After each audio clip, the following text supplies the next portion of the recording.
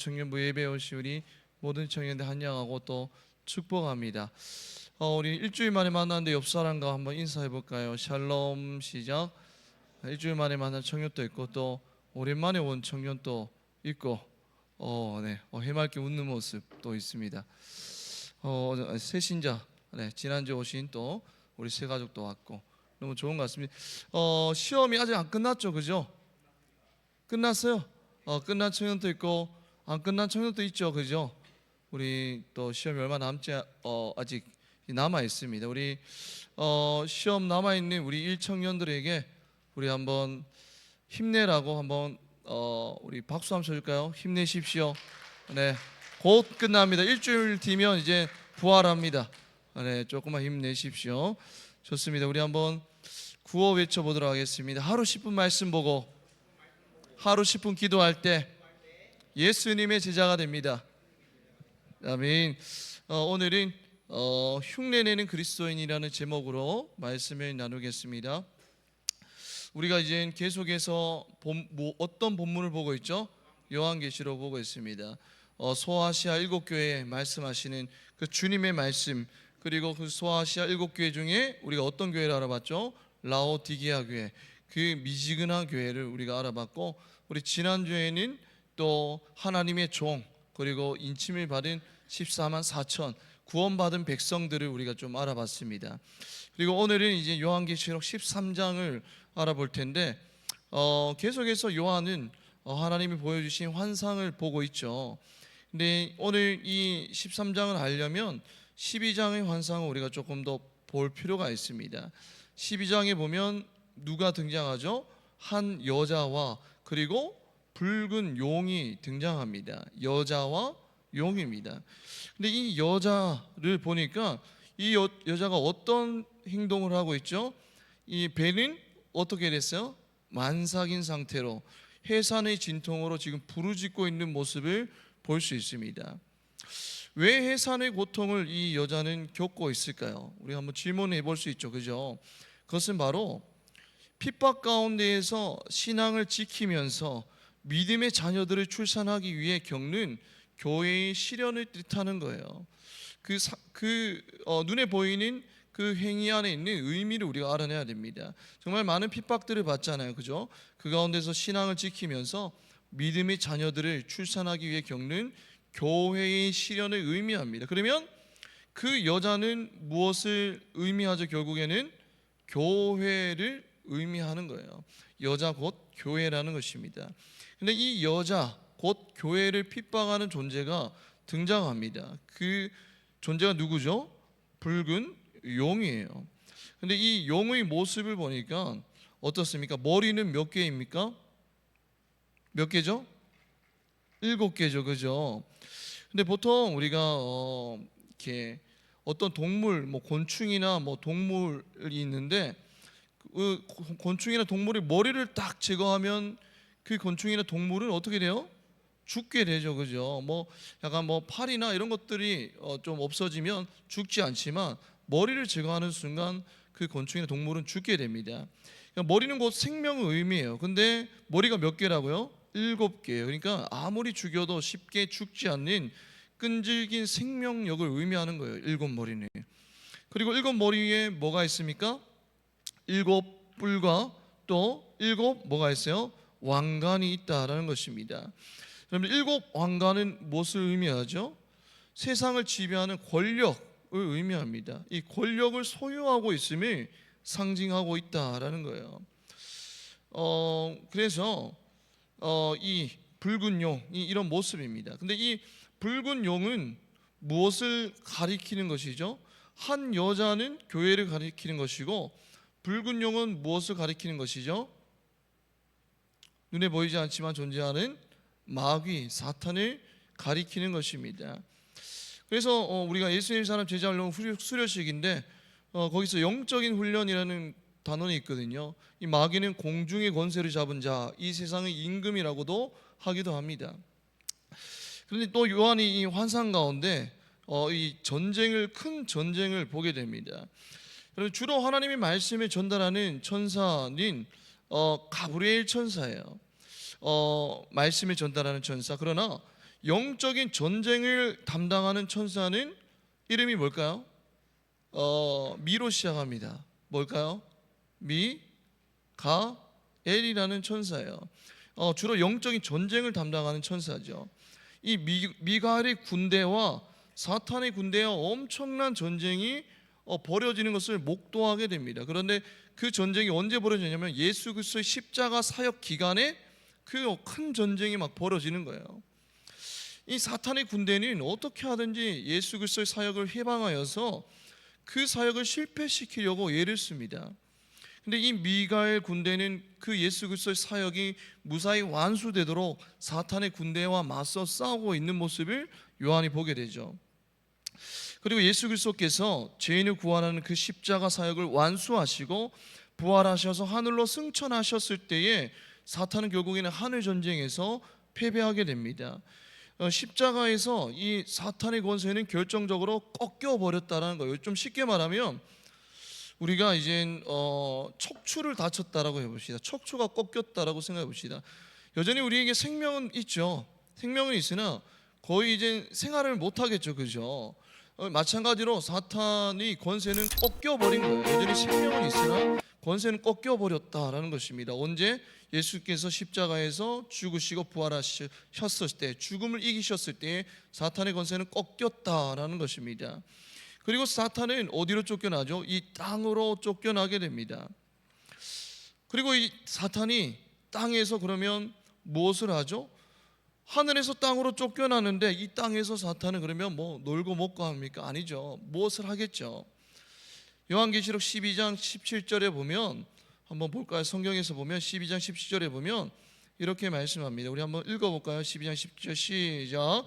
용이 여자에게 분노하여 돌아가서 그 여자인 남은 자손 곧 하나님의 계명을 지키며 예수의 증거를 가진 자들과 더불어 싸우려고 밤모래 위에 써 있더라라고 합니다. 누구와 싸운다라고요?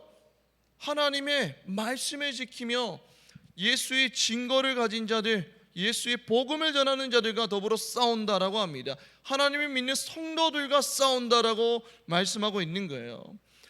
여러분, 사탄은 예수님께서 십자가에 달려 죽으시고 부활하셨을 때 이미 권세는 꺾였으나 여전히 살아서 최후의 순간까지 싸우는데 누구와 싸운다라고요? 예수를 믿는 자들과 싸운다라고 말씀하고 있습니다. 여러분들 C.S. 루이스가 쓴 스크루테이프의 편지 한 번씩 읽어보셨을 거예요, 그죠? 이 삼촌 악마가 조카 악마에게 유혹하는 방법들을 편지의 형태로 보냅니다. 근데 누구를 유혹하죠? 중요한 것은 누구를 유혹해요? 그리스도인을 유혹한다는 거예요. 세상 사람들, 하나님을 믿지 않는 세상 사람들이 아니라 예수를 믿는 그리스도인들을 유혹하는 방법을 편지를 써서 보내는 거예요. 여러분, 사탄은 아무나 붙잡고 싸우지 않습니다. 우리는 이것을 기억해야 돼요. 하나님을 믿지 않는 세상 사람 붙잡고 싸우지 않습니다. 근데 그냥 그들은 그냥 가만히 냅둬도 죽음의 길로 걸어가고 있기 때문이에요. 기분 좋게 죽음의 길을 걸어가고 있는 그들을 건들 필요가 없잖아요. 여러분들 이스라엘에 보면 양들이 있잖아요, 광야에서. 근데 이 양들은 시력이 약합니다. 그래서 제가 예전에 책을 읽었는데 이 양들은 목자가 없으면 어떤 일이 발생하는 줄 압니까? 낭떠러지로 가서 그냥 뚝뚝 떨어지는 거예요. 시력이 약해서 낭떠러지인지도 모르고 계속 걸어가다가 뚝뚝 떨어집니다. 앞에 양이 떨어졌는데 그것도 모르고 또 떨어져요. 이게 연약한 양이라는 것입니다. 여러분들, 목자 없는 양은 기분 좋게 낭떠러지로 걸어가는 거예요. 여러분, 목자 없는 이 세상 사람들, 하나님 믿지 않은 사람들은 알아서 낭떠러지로 그렇게 떨어지고 있는데 그냥 냅두기만 하면 되는 거예요, 사탄의 입장에서는. 그럼 사탄은 도대체 누구와 싸우냐는 것입니다. 오늘 12장 17절에 읽은 것처럼 어떤 사람들이요? 하나님의 말씀에 순종하고 그 말씀이 오늘 또 살아내려고 몸부림치는 자, 그리고 삶으로 입술로 복음을 증거하는 자, 그런 사람들과 싸운다라고 오늘 말씀하고 있는 거예요. 여러분, 우리는 예수를 믿게 되면 예수를 정말로 인격적으로 만나고 그냥 교회만 다니는 것이 아니라 정말 예수를 인격적으로 만나고 예수님이 나의 주인이심을 고백하며 예수님이 나의 왕 되심을 선포하며 살아가는 자들은 뭐가 반드시 있어요? 영적인 전쟁이 반드시 있으면 우리는 기억해야 된다는 거예요. 그래서 이 예수님이 사는 제자 훈련 11단원 주제가 영적인 전쟁입니다. 여러분들 지금 내 삶 가운데 이런 영적인 전쟁이 있습니까?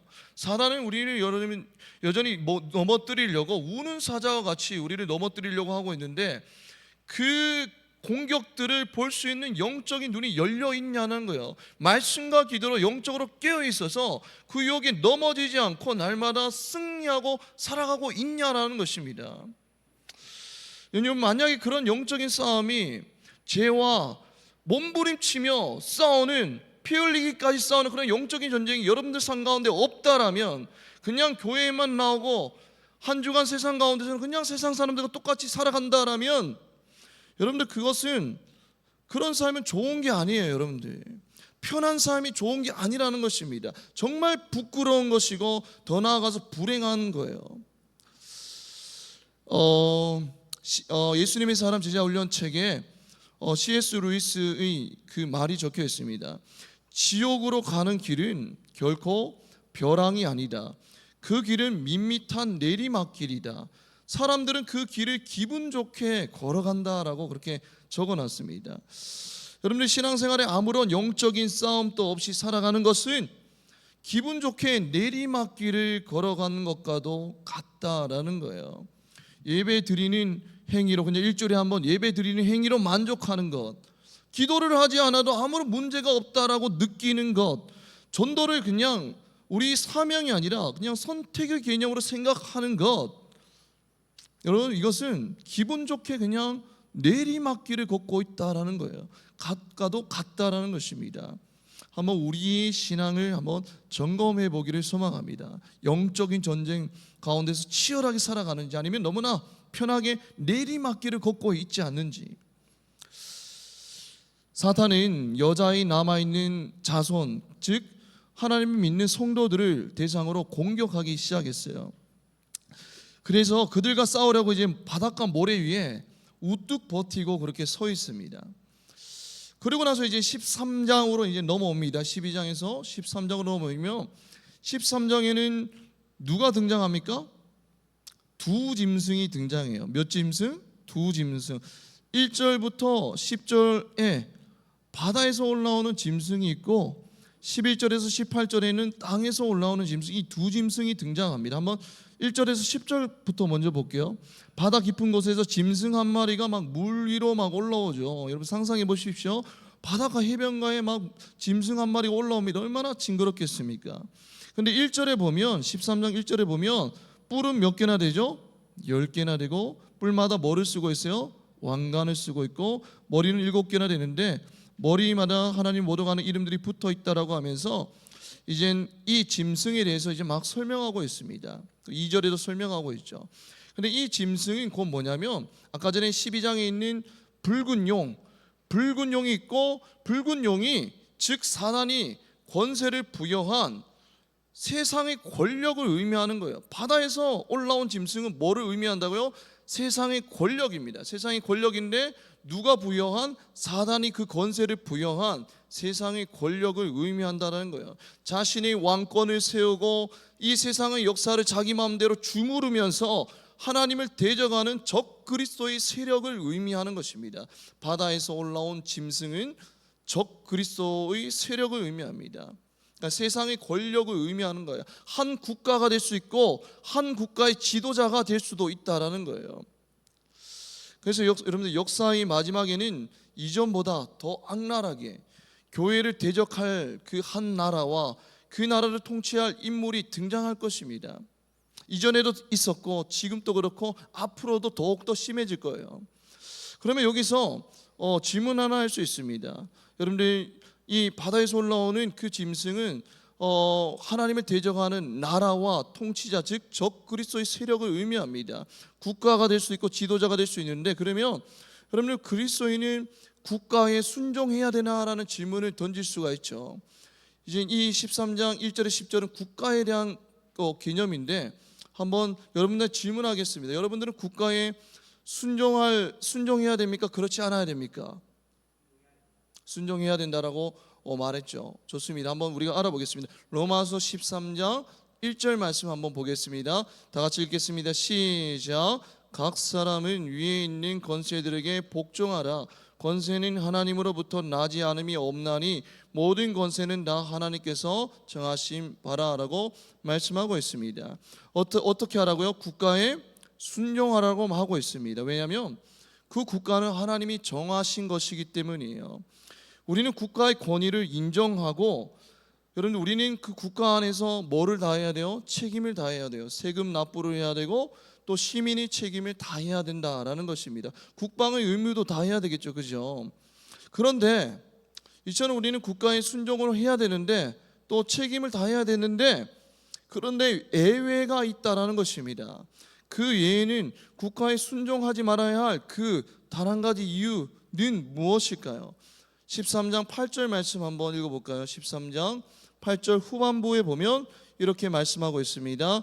이 땅에 사는 자들은 다 그 짐승에게 어떻게 하리라? 경배하리라라고 하고 있습니다. 그러니까 만약에 아까 짐승이 뭐죠? 무엇을 의미하죠? 세상의 권력을 의미했잖아요, 그죠? 하나님을 대적하는 세상 권력을 의미했습니다. 그 권력에게 뭐 한다고요? 경배하리라라고 하죠. 여러분, 만약에 국가나 통치자가 하나님께만 드려야 할 그 경배와 예배를 국가나 통치자에게 강요한다라면 우리 성도들은 어떻게 해야 돼요? 복종하지 말아야 된다는 거예요. 여러분, 국가를 경배하라는 그런 종교적인 요구를 할 때에, 신앙의 요구를 할 때에는 우리는 국가에 대해서 어떻게 해야 돼요? 순종하지 말아야 된다는 것입니다. 여러분, 세계의 지도자들 보면 자기들을 신격화하고 예배와 경배를 강요하는 일이 역사를 보면 계속해서 일어났죠, 그죠? 우리 가까이 있는, 우리 저기 있는 38선을 중심으로 저기 북한도 그렇잖아요. 김일성부터 시작해서 여러분들 김정일, 김정은을 숭배하라라고 하잖아요. 신격화하잖아요, 그죠? 그런 것들을 교육시키지 않습니까? 만약에 성도들이 그런 상황에 처한다라면 우리는 어떻게 해야 돼요? 투옥과 순교까지 불사하고 우리의 믿음을 지켜야 된다라는 거예요. 여러분, 국가는 하나님이 만드신 거예요, 그죠? 그렇기 때문에 그것에 따라야 하지만 경배해서는 안 된다라는 것입니다. 그래서 오늘 본문은 국가가 사탄의 도구가 되는 것을 경고하고 있는 거예요. 세상의 권세가, 권력이 사탄의 도구가 되는 것을 경고하고 있는 말씀입니다. 여러분, 다니엘도 그렇잖아요. 다니엘서 보면 다니엘과 세 친구들이 있잖아요, 그죠? 근데 바벨론 왕이 신상을 만들고 절하라고 하죠. 바벨론 왕이 막 우상을 만들고 거기에 절하라라고 합니다. 경배하라라고 합니다. 그러니까 어떻게 하죠? 그들은 절하기를 거부하죠. 결국에는 이 처벌을 받게 됩니다. 여러분이 그런 하나님이 도우셨죠. 여러분, 세상 문화를 따라가다가 그리고 그런 종교적인 요구를 할 때에 세상 권력이 여러분 불이익을 당할까봐 너무 걱정하지 말기를 바랍니다. 다니엘이 그 세 친구를 지켜주셨던 하나님께서 우리를 지켜주실 거예요. 만약에 여러분들이 우리가 예를 들어서 여기 뭐 대구에 있는 뭐 시내에서 뭐 예를 들어서 뭐 초혼제를 벌인다, 예를 들어서 막 그런 일들이 벌이면 여러분들 만약에 공무원으로 일하고 있는 우리 청년들이 그러면 어떻게 해야 되죠? 거기에 대해서 우리는 반대를 해야 되죠. 따지지도 말고 잘릴 각오를 하면서 하나님이 갚으실 것을 생각하면서 거기에 대해서 우리는 반대하며 나아가야 됩니다. 영생과 구원을 주셨는데 우리가 뭘 더 이상 잃을 게 어디 있겠습니까? 여러분, 다니엘의 세 친구들이 그랬잖아요. 그 우상에게 절하라고 했을 때 어떻게 했죠? 반대했잖아요, 그죠? 우리는 그런 각오를 가지고 믿음을 지켜 나가야 된다는 것입니다. 그리고 2절에 보면 머리부터 발끝까지 짐승의 모습들이 표현됩니다. 짐승의 모습들을 보면 전체적으로는 표범 같은데 발은 어떤 동물입니까? 발은 곰이죠, 그죠? 입은 뭐예요? 사자예요, 여러분들. 제가 금요일이다. 드디어 이제 현짬뽕을 가봤어요. 제가 원래 이게 지능까지는 가봤는데 현까지는 아직 이게 못 가봤습니다. 현짬뽕 갔는데 나름 맛이 있더라고요. 근데 여러분들 짬뽕이 어떤 의미가 있죠? 뭐 이렇게 섞었다, 이런 믹스되었다라는 그런 의미가 있잖아요, 그죠? 그래서 우리가 볼 때 뭐 여러 가지 섞여 있으면 짬뽕 되었다라고 하잖아요, 그죠? 그럼 마찬가지로 이 짐승을 보니까 뭐 전체적으로는 표범인데 발은 곰이고 입은 사자, 막 짬뽕 되어 있는 그런 느낌이에요. 그럼 다니엘서 7장에 보면 각각의 모양을 한 네 짐승이 다니엘의 환상 가운데 등장합니다. 그 짐승을 보니까 한 짐승은 바벨론을 의미하고, 한 짐승은 페르시아를 의미하고, 한 짐승은 그리스 헬라를 의미하고, 한 짐승은 로마 제국을 의미하는 거예요. 그런데 오늘 본문을 보면 그 짐승이 하나로 막 짬뽕 되어서 등장하고 있는 것을 우리는 볼 수 있습니다. 2절에 보면, 우리말 성경의 2절에 보면 그 용이 내가 본 짐승은 표범과 비슷한데 그 발은 곰의 발과 같고 그 입은 사자의 입과 같았다라고 말씀하고 있습니다. 그러니까 이 여기저기서 모습을 끌어와서 사자와 같은 모습을 지금 흉내내고 있다라는 것입니다. 사자도 아닌데 사자와 같은 그런 모습을 지금 흉내내고 있다라는 겁니다. 여러분, 그런데 볼게요. 사자하면 떠오르는 것이 뭐가 있습니까? 한번 볼까요? 여러분들이 성경에서 사자하면 떠오르는 것이 뭐가 있죠? 뭐라고요? 빛 대신 주님의 명령을 따르는 것. 자, 한번 보겠습니다. 요한계시록 5장 5절 말씀, 요한계시록 5장 5절 말씀 한번 읽겠습니다. 시작. 장로 중에 한 사람이 내게 말하되 울지 말라, 유대지파의 사자 다윗의 뿌리가 이겼으니 라고 합니다. 유대지파의 사자 다윗의 뿌리가 이겼대요. 유대지파의 뭐라고요? 사자.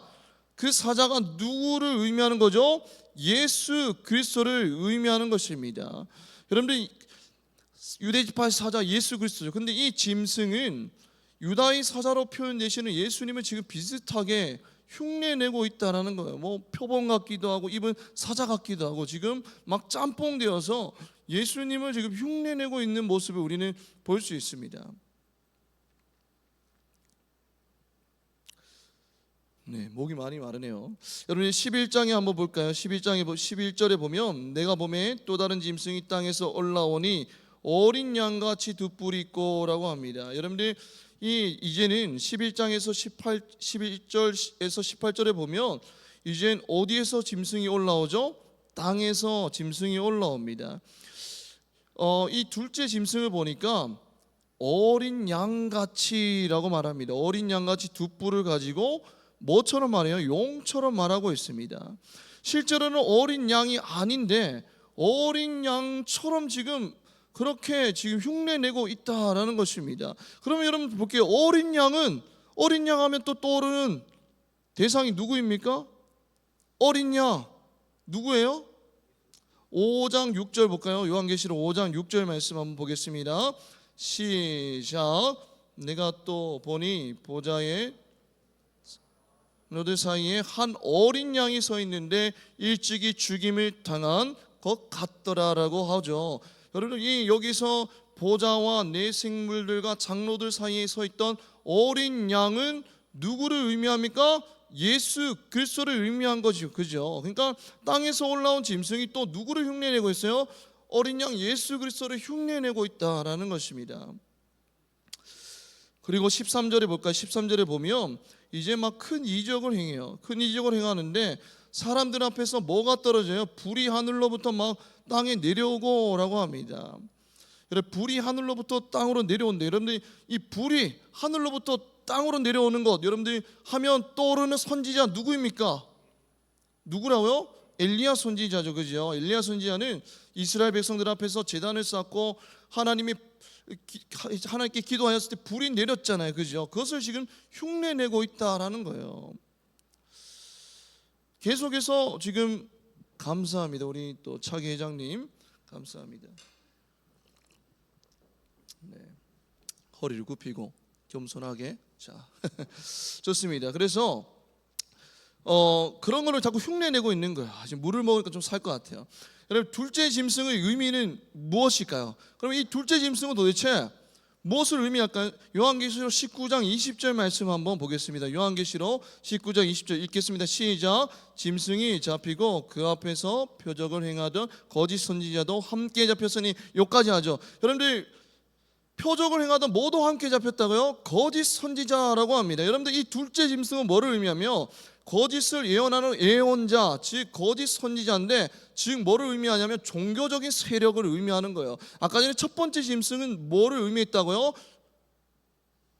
세상의 권력, 국가와 통치자를 의미했다라면, 두 번째 짐승은 종교적인 세력을 의미하는 것입니다. 12절에 보면, 13장 12절에 보면 경배하게 하니라고 하는데, 여러분들이 땅에서 나온 짐승인 이 거짓 선지자는 바다에서 나온 짐승인 그 적그리스도, 세상의 권력을 경배하고 예배하게 함으로써 그들을 타락시키는 존재라는 거예요. 이 하나님을 믿는 자들을 타락시키는 존재라는 것입니다.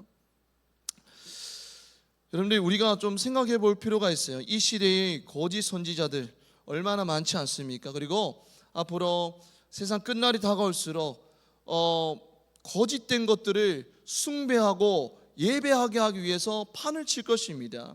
그러면 이 시대의 거짓 선지자들에게 내가 얼마나 미혹되어 있지는 않은지 여러분들, 우리는 돌아봐야 된다는 것입니다. 온갖 세상의 문화와 가치관, 그런 것들에 우리가 미혹되어서 경배하고 있지는 않은지 한번 돌아봤으면 좋겠습니다. 뼛속까지 그런 사회의 그 세상의 문화와 가치관들이 우리 안에 깊이 들어있어서 그것들을 지금 경배하고 있지는 않은지 우리는 돌아볼 필요가 있다는 거예요. 저도 항상 그런 위험성이 있습니다. 여기서 말씀을 전할 때에 말씀을 전해야 되는데, 어떻죠? 여러분들이 듣기 좋은 세상의 문화와 세상의 가치관들을 여러분들이 전하고 그것들을 따르라고 말할 수 있는 위험성이 있다라는 거예요. 항상 그런 위험성이 있습니다. 그러면 그런 것들을 듣는 여러분들은 되게 귀는 즐겁겠죠. 그러나 그거는 말씀이 아닌 거죠. 그런 위험성이 있다라는 것입니다. 그래서 저도 말씀을 전하는 저도 항상 깨어 있어야 된다는 거예요. 15절에 볼까요? 15절에 보면 그 짐승이 그가 권세를 받아 그 짐승이 우상에게 뭐를 주었다라고요? 생기를 주었다라고 합니다. 여러분들, 그런데 그 땅에서 나온 짐승이 그 짐승의 우상에게 부여한 것은 생기예요, 생기. 근데 이 생기로 번역된 원어는 뭐냐면 푸뉴마입니다. 푸뉴마. 이 생기는 원어로 푸뉴마인데 영과 혼과 기운이라는 다양한 뜻을 함축하고 있어요. 여러분들 봅시다. 자, 땅에서 나온 짐승이 그 우상에게 생기를 준 행위는 뭐가 떠올라요? 여러분들 생각하면 하나님이 인간을 창조할 때 그 행위가 떠오르지 않습니까? 창세기 2장 7절 말씀, 창세기 2장 7절 말씀 한번 읽어보겠습니다. 시작. 여호와 하나님이 흙으로 사람을 지으시고 생기를 그 코에 불어 넣으시니 사람이 생명이 된지라 합니다. 그러니까 거짓 선지자들이 마치 생명의 창조주 하나님을 지금 흉내내고 있다라는 거예요. 예수 그리스도를 흉내내고 하나님을 흉내내고 있는 모습을 우리는 볼 수 있습니다. 그리고 16절 한번 볼게요. 16절에 보면 이제 땅에서 나온 그 두 번째 짐승은 모든 자, 곧 작은 자나 큰 자나 부자나 빈궁한 자나 자유한 자나 종들로나 그런 모든 종들에게 그 오른손이나 이마에 뭐를 받게 했어요? 표를 받게 했다라고 합니다. 여러분, 자 볼게요. 이것은 또 무엇을 흉내내고 있죠? 여러분들 한번 볼까요? 우리 지난주 말씀에 요한계시록에 보면 7장에 보면 여러분들 하나님의 사람들 뭐를 받았죠? 딱 뭐라 그랬죠? 인침을 받았다라고 했잖아요. 그죠? 여러분, 지금 그 행위가 떠올라지고 있지 않습니까?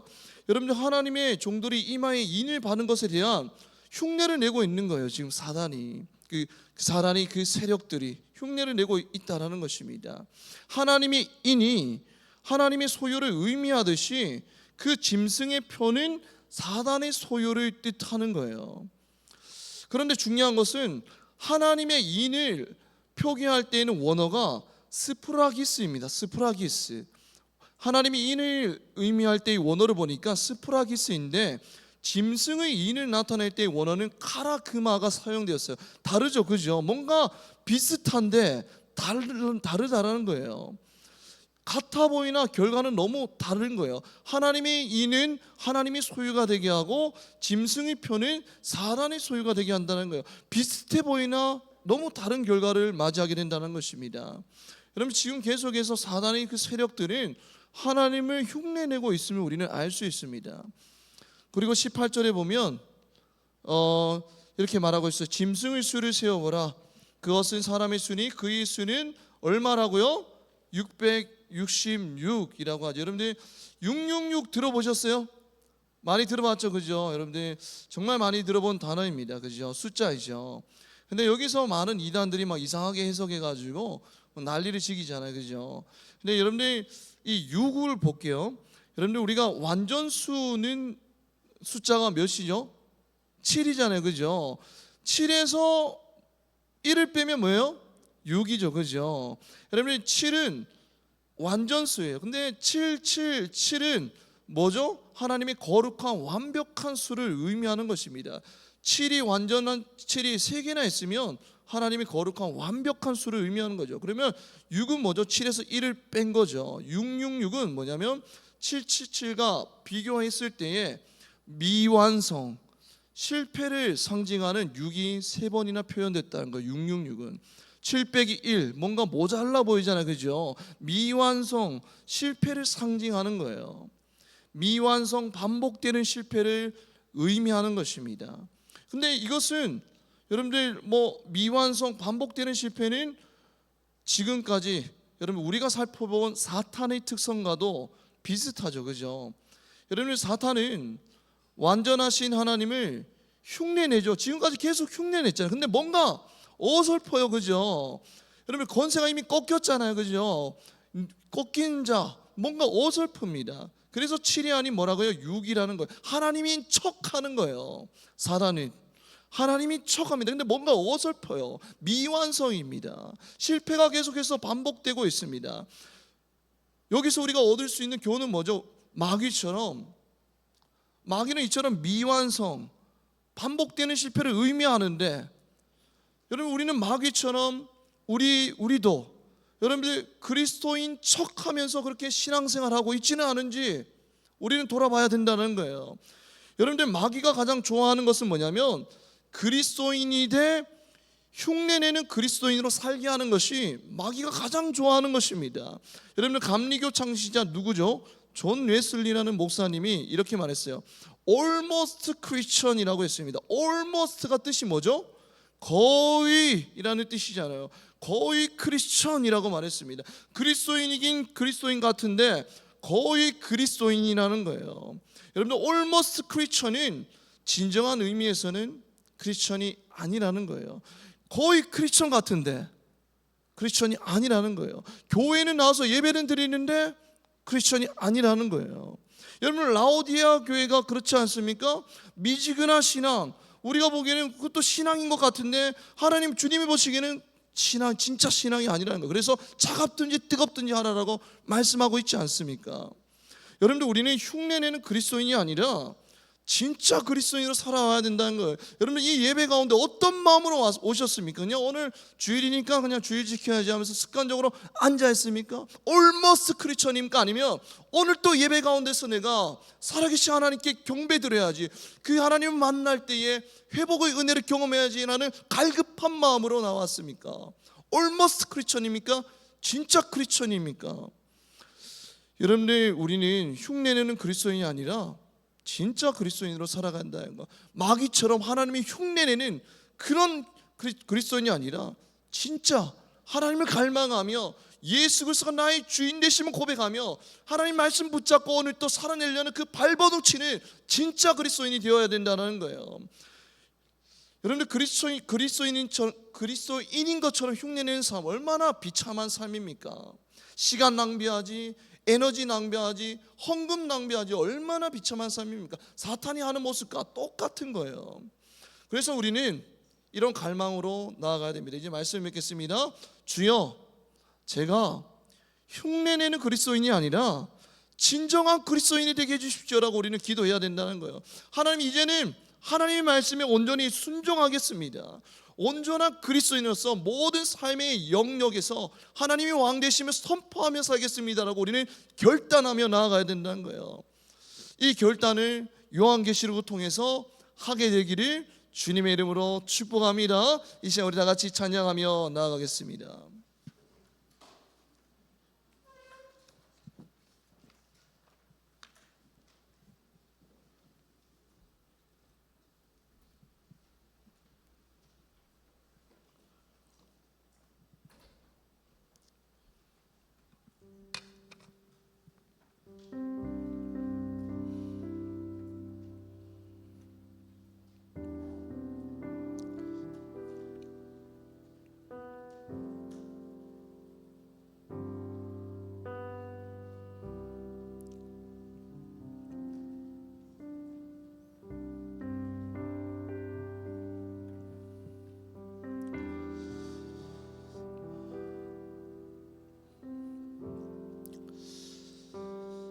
그리스도인인 것처럼 흉내내며 살아가고 있지는 않습니까? 교회에 나왔다는 것, 그 사실 자체만으로 만족하며 살아가는 그리스도인인 것처럼 흉내내는 삶을 살아가고 있지 않습니까? 마귀는 하나님을 흉내냈어요. 그러나 그것은 가짜이죠. 미완성이고 실패를 의미합니다. 우리는 그런데 흉내내는 것으로 만족하며 신앙생활을 하고 있다라는 거예요. 주님은 차갑든지 뜨겁든지 이것이 진정한 그리스도인이라고 말씀하셨는데, 미지근한 것도 그리스도인인 것처럼 착각하며 그렇게 살아가는 흉내내는 그리스도인이 아닙니까? 그럼 진짜 그리스도인은 어떤 그리스도인이요? 오늘 가사에서 고백하죠. 하나님 말씀에 두려워 떠는 자. 오늘 또 하나님이 나에게 어떤 말씀을 할까 기대하면서 묵상을 하며 사는 삶, 그리고 그 묵상한 말씀을 가지고 오늘 또 세상 가운데, 치열한 세상 가운데서 살아내는 삶, 이것이 진짜 그리스도인이라는 거예요. 하나님 보시기에 흉내내는 그리스도인입니까? 진짜 그리스도인입니까? 오늘 말씀을 기억하면서 우리 다 같이 찬양하러 나아가겠습니다.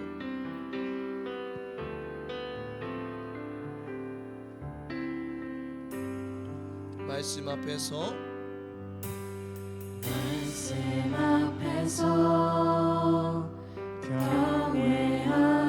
경외함으로 주께 홀로 섭니다. 생명의 말씀 읽고 순종해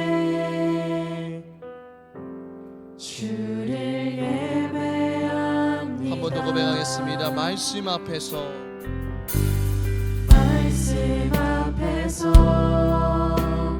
경외함으로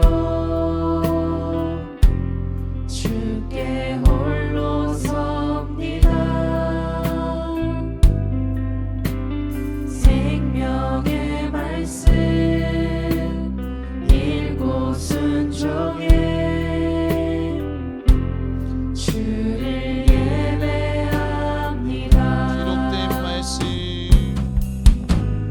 기록된 말씀 힘이 있어서 진리로 우리 거룩해 하며 거룩한 말씀 세세 영원히 오늘이 되어 말씀하시네. 하나님 말씀에 두려워 떠는 자 그 말씀 초대교회 사람들은 그 말씀에 생명을 거는 진짜 그리스도인이었습니다. 사랑 찾으시니 주님의 약속을 믿어.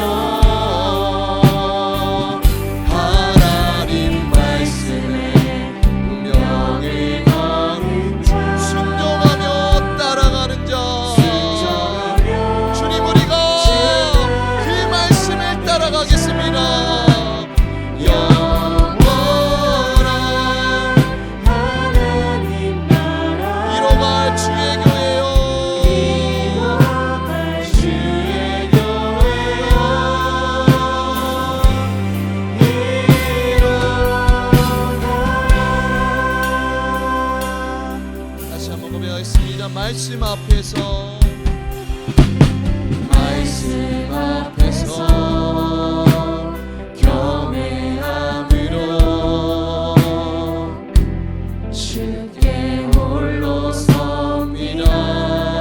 생명의 말씀 생명의 말씀 읽고 읽고 순종해 순종해 주를 예배합니다. 주를 예배합니다. 기록된 말씀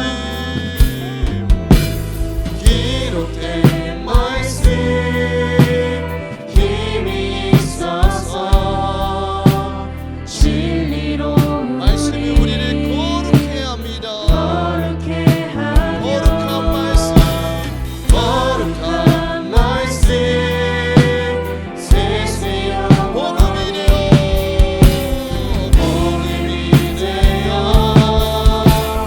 말씀하시는 하나님 말씀에 두려워 떠는 자 그 말씀에 생명을 거는 자 한 사람 찾으시는 주님의 약속을 믿어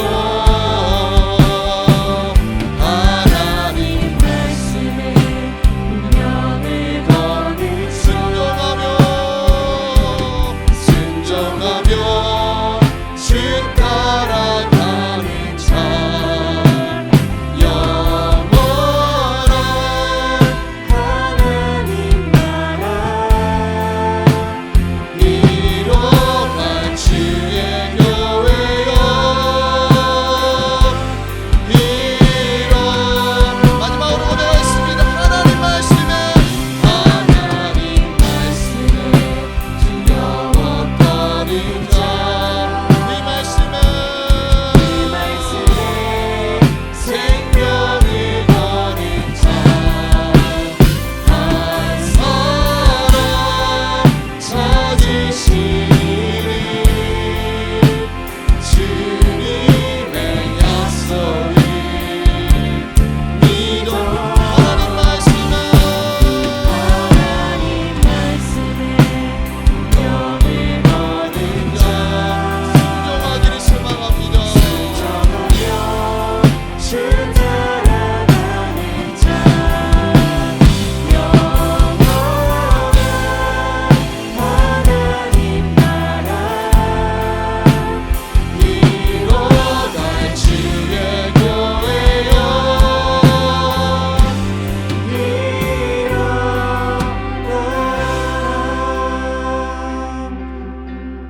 둘째 짐승은 거짓을 예언하는 거짓 예언자인 거예요. 여러분, 우리는 이 시대의 거짓 선지자에게 혹시나 미혹되며 살아가고 있지는 않은지 늘 점검해 봐야 됩니다. 하나님이 아니라 우리 입술로는 하나님이 나의 주인입니다라고 고백하지만 하나님이 아닌 세상의 문화와 가치관을 경배하며 살고 있지 않은지 우리는 돌아볼 필요가 있다는 거예요. 뼛속 깊이 우리 가운데 그것이 깊이 스며들어서 나도 모르게 하나님이 아니라 다른 것들을 경배하고 있지는 않은지 우리는 깨어 기도해야 된다는 것입니다. 그러나 하나님은 오늘 또 하나님 말씀을 거룩히 두려워하며 하나님 한 분만을 경배하기로 결단하는 그 한 사람을 찾으시고 그 한 사람에게 기름 부으신다는 거예요. 이 시간 우리 다 같이 기도할 때 하나님 그 한 사람이 제가 되게 하옵소서. 세상을 경배하는 자가 아니라 오직 하나님 한 분만 경배하게 하옵소서. 주여 한번 외치고 기도하겠습니다. 주여.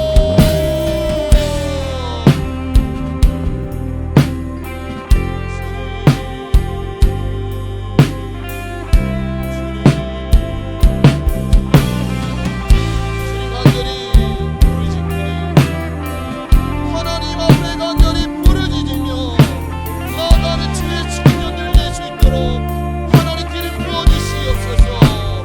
내 말을 우리 마음 가운데 성령의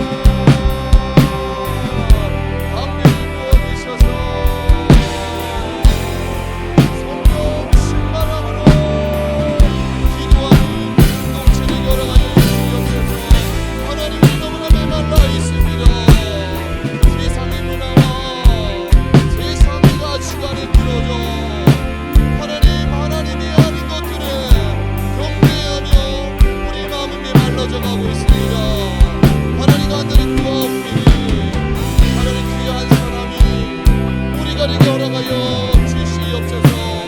하나님의 말씀에 두려워 떠는가, 하나님을 경외하며 사는가, 하나님 한 분만 나의 주이시여 나의 모든 것 되시니 선포하며 살아가는 주의 청년들 될 수 있도록 하나님 우리를 이끌어 주시옵소서.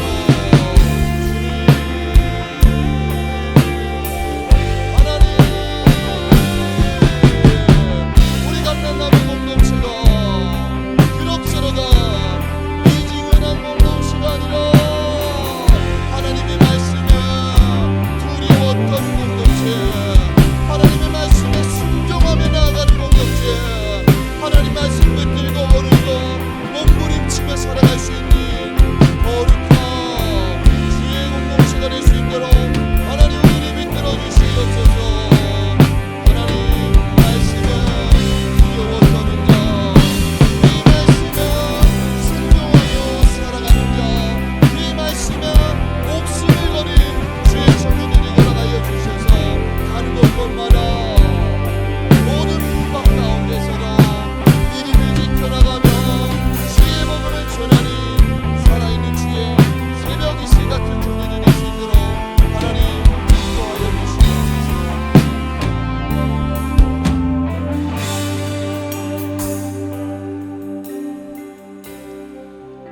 666은 미완성과 실패를 상징합니다. 사단은 어떻게든지 하나님인 것처럼 흉내내며 사람들을 미혹하지만 그런데 뭔가 어설퍼요. 하나님인 척하지만 하나님이 아니라는 것입니다. 우리도 마귀처럼 그리스도인인 척하며 그렇게 신앙생활하고 있지는 않습니까? 마귀가 가장 좋아하는 것은 그리스도인이래 흉내내는 그리스도인으로 살아가는 것입니다. 여러분, 올모스트 크리스천으로 혹시 살아가고 있습니까? 거의 그리스도인 같은데 주님이 보시기엔 그리스도인이 아니라는 거예요. 주님을 믿습니다라고 고백하지만 그 믿음의 진정성이 없는 그런 그리스도인으로 살아가고 있지는 않습니까? 이 시간 우리 마지막으로 다 같이 기도할 때 주여 흉내내는 그리스도인이 아니라 진정한 그리스도인으로 살아가게 하옵소서. 하나님만이 나의 왕 되심을 선포하며 하나님만이 나의 주인이심을 고백하며 살아가게 하옵소서. 마지막으로 주여 한번 외치고 기도하겠습니다. 주여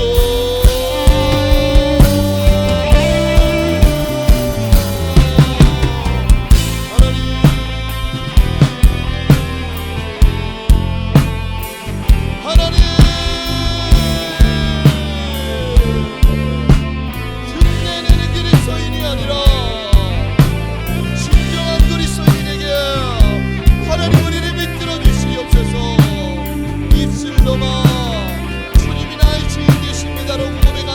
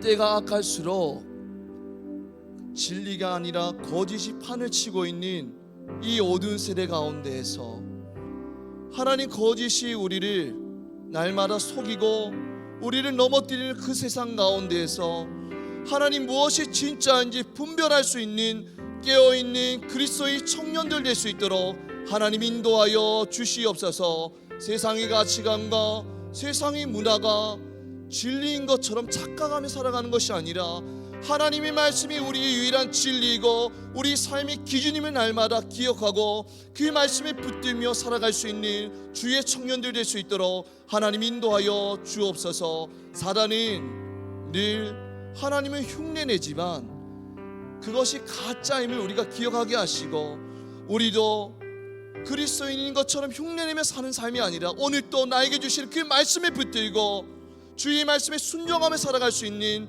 진정한 그리스도인들 될 수 있도록 하나님 우리를 붙들어 주시옵소서. 복음을 증거하는 자로 살아가게 하옵소서. 그리하여서 우리를 통하여서 한 영혼이 주께로 돌아오는 역사를 목도하는 진정한 그리스도인들 될 수 있도록 축복하여 주시옵소서. 사랑의 말씀 우리 주 예수 그리스도 이름으로 기도드립니다. 아멘.